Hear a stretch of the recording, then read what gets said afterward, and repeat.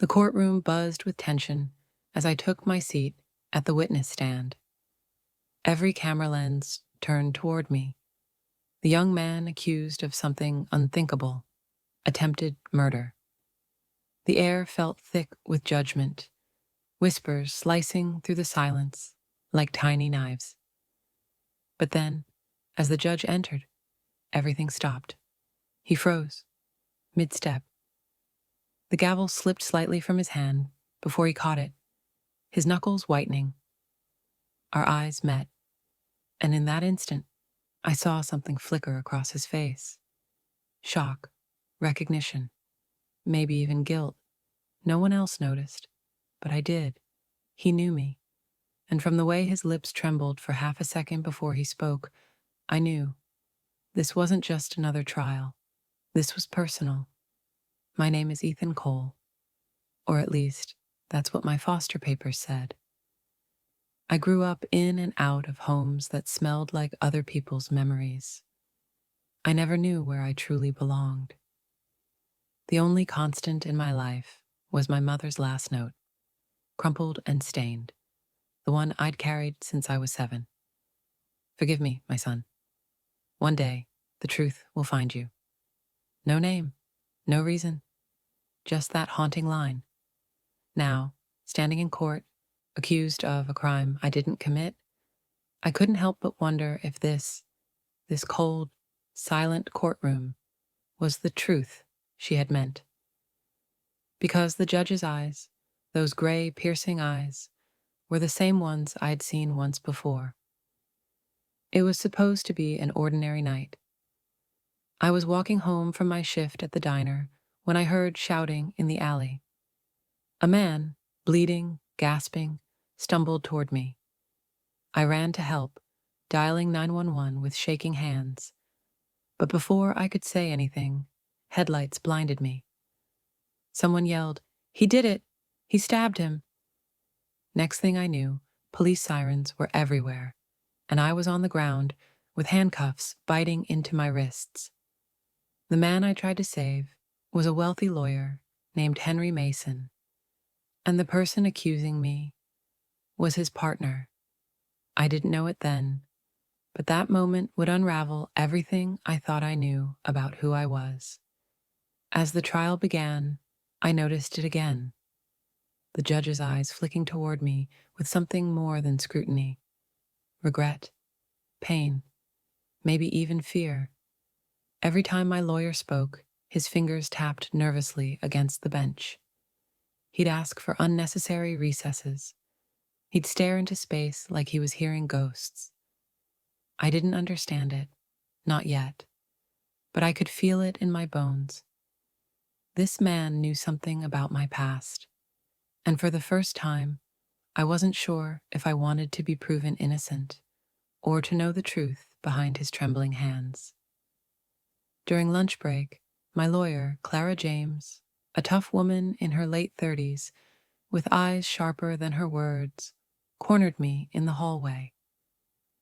"Ethan," she whispered, glancing around, "Judge Warren requested to speak with me privately this morning."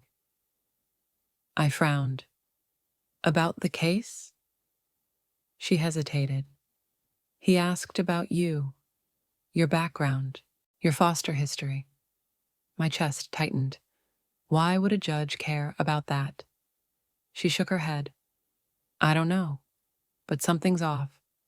Judges don't ask personal questions about defendants unless what?" Her eyes darkened. "Unless they're hiding something." That night, Clara came to see me at the detention center. She looked pale, shaken. "Ethan, I found something." From her briefcase, she slid out a yellowed photograph. It was torn at the edges, but the image was clear enough. A younger version of Judge Warren stood beside a smiling woman holding a baby, me. The same birthmark on my arm, the same dimple on my cheek. I stared at it, heart hammering. "That's not possible." Clara swallowed hard. "Ethan, I think Judge Warren is your father." I couldn't breathe. Judge Warren, the man deciding whether I'd spend my life behind bars, might be the father who abandoned me. No, I whispered. My mom would have told me. Clara shook her head. I checked your foster records. Your birth certificate was sealed by court order 21 years ago. Guess who signed it? I didn't answer. I didn't have to. Judge Warren, she said quietly. He hid you. The cell walls felt smaller with every heartbeat. Why? Why would a father hide his own child? And what did it have to do with the night Henry Mason was attacked? The next morning, I watched Judge Warren closely as he entered the courtroom. For the first time, I noticed the faint tremor in his left hand, the way his jaw clenched before he spoke. When the prosecution called their witnesses, his gaze never met mine. But during one brief recess, as the room emptied, he finally looked up. Our eyes locked, and for a fleeting moment, his lips moved silently. Just 2 words. I'm sorry. Before I could react, the bailiff returned, and the moment was gone. But those 2 words shattered something inside me, because they didn't sound like a judge's apology. They sounded like a father's confession. That night, Clara managed to sneak me another piece of the puzzle. A letter, found in the archives of the courthouse, buried beneath sealed adoption files. It was written in Judge Warren's handwriting. To my son, if you ever find this, know that I loved you enough to let you go. Your mother wanted to protect you from the truth. Henry Mason was not just my friend. He was your mother's brother.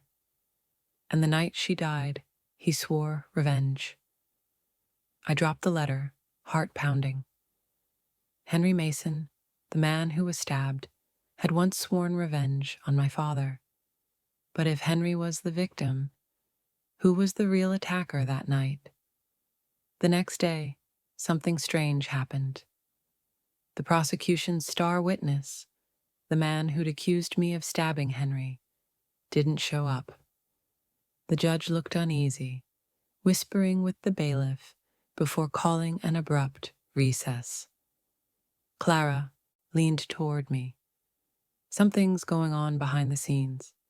That witness, Mason's partner, his story never added up.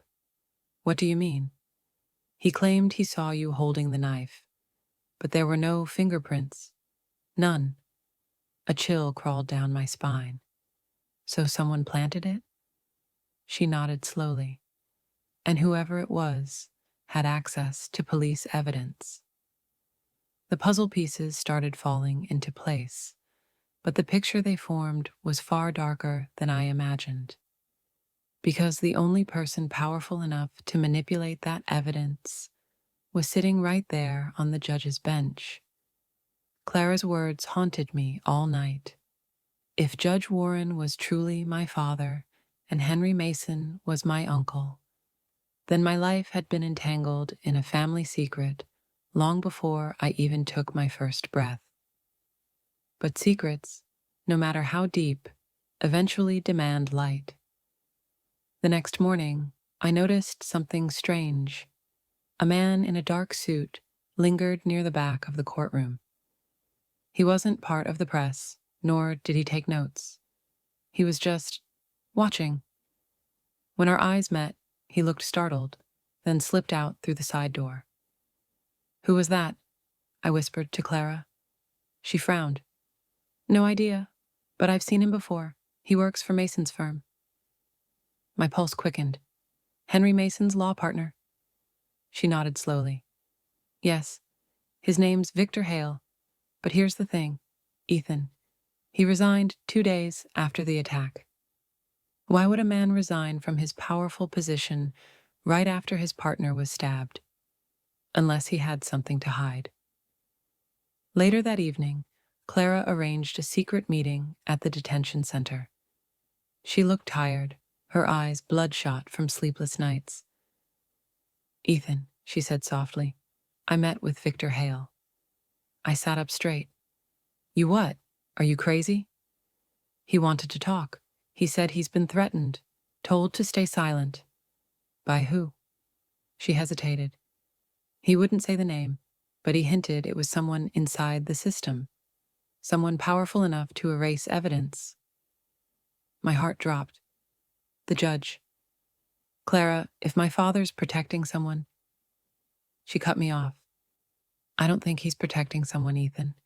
I think he's protecting you. Clara managed to get her hands on new evidence. Security footage from a nearby shop the night of the attack.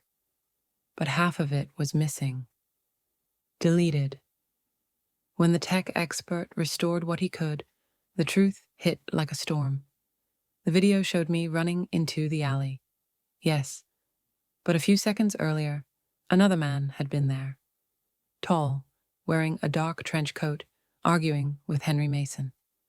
As Mason fell, the man dropped the knife and fled. And when the lights from the police cars flashed seconds later, I appeared in the frame. The perfect scapegoat.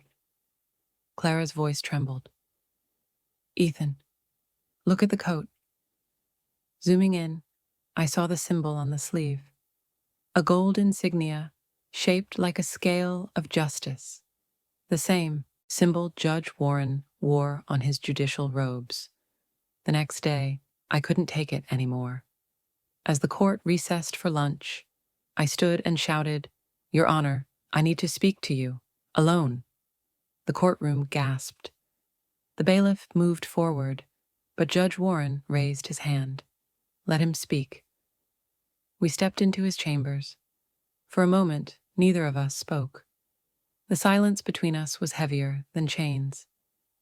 Finally, I whispered, You're my father, aren't you? His face crumpled. Ethan, tell me the truth, I shouted. You sealed my birth records. You hid me. Why? He sank into his chair, eyes glistening. Because if I hadn't, you'd be dead. My breath caught. What? He nodded slowly. Your Uncle Henry, he blamed me for your mother's death. He swore he'd destroy everything I loved. When you were born, I sent you away to protect you. The truth cut deeper than any lie ever could. I watched from afar, Judge Warren whispered. Every birthday, every school record.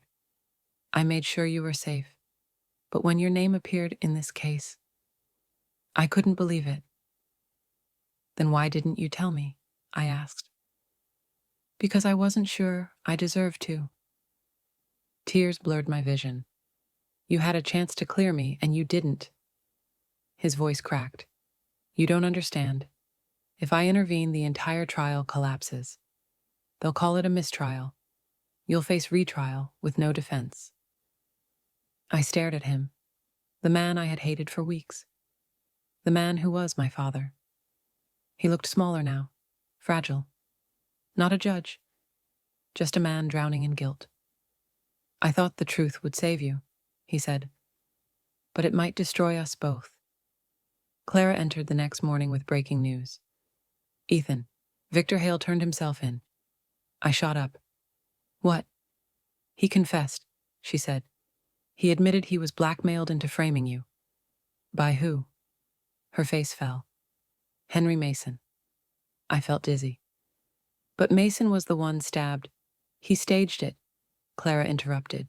He hired Hale to fake an attack, to make it look like you tried to kill him. He wanted revenge on Judge Warren, and you were the perfect target. The courtroom erupted the next day when Victor Hale testified. Everything matched. The false statements, the planted knife, the deleted footage. The crowd murmured, reporters scribbling furiously. But as I looked up at the judge's bench, I saw no relief on my father's face, only fear, because Henry Mason wasn't finished yet. That evening, the courthouse lights flickered. Power outage. I was being escorted back to my cell when I saw him, a figure standing in the corridor, limping slightly, a scar running across his temple.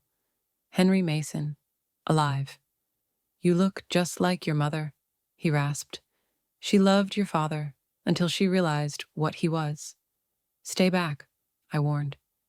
He smirked. He didn't tell you, did he? He caused her death. A car accident. Because he was too busy chasing his ambitions. I froze. Ask him, Ethan, he whispered. Ask him who he really wanted to save that night. Before the guards reached us, he disappeared into the shadows. But his words lingered like poison. The next morning, the courtroom was packed. It was the final day. Judge Warren's voice wavered as he read the verdict. The defendant, Ethan Cole, is found not guilty. Cheers erupted, reporters flooded forward, and Clara gripped my shoulder with a tearful smile. But I couldn't celebrate. Not yet. Because as I looked at my father, the man who had saved me once again, I saw the toll it had taken. His eyes were red, his shoulders slumped. After the hearing, he called me to his chambers one last time. I'm stepping down, he said quietly. Today was my last case. Why? I asked. Because I can't be both your father and your judge. It's time you knew everything. He handed me an envelope, the same handwriting as the one my mother left me years ago. Ethan, your mother was the light of my life. The night she died, I was driving her to the hospital. She was in labor, with you. I swerved to avoid another car, and the crash took her from us. I lived, she didn't. Henry never forgave me.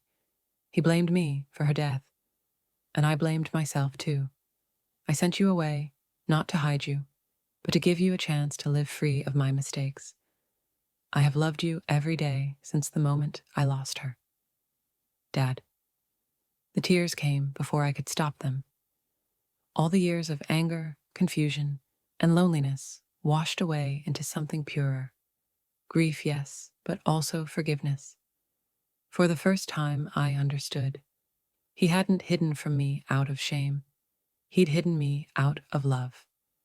Months passed, the storm faded, the media frenzy died down. Clara went on to make a name for herself as one of the most fearless defense lawyers in the state. She'd visit sometimes, reminding me that miracles don't always look like lightning. Sometimes they look like people who don't give up. As for Judge Warren, my father, he retired quietly, dedicating his time to mentoring young law students. He never sought forgiveness publicly, but he found peace privately. And me? I changed my name back to Ethan Warren. Not because I needed the title, but because I wanted to honor the man who finally chose truth over power. Every time I walk past that courthouse now, I remember the first day he froze when he saw me. The shock, the silence, the pain. No one knew who I really was then. But now, they do.